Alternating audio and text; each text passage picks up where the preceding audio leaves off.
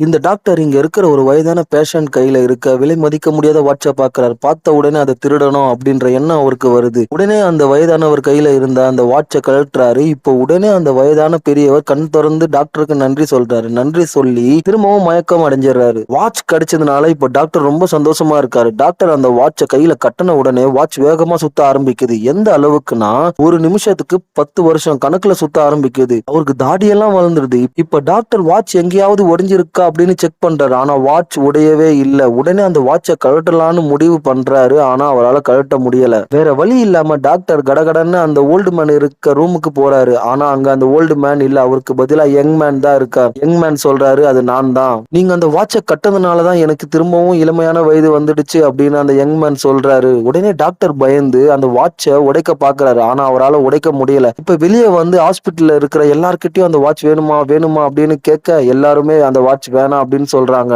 கையில கட்டியிருந்த வாட்சை யாரும் வாங்காதனால டாக்டர் ரொம்ப வயதானவரா மாறிடுறாரு. மறக்காம சர்ப்ரைஸ் பண்ணுங்க. தேங்க்யூ.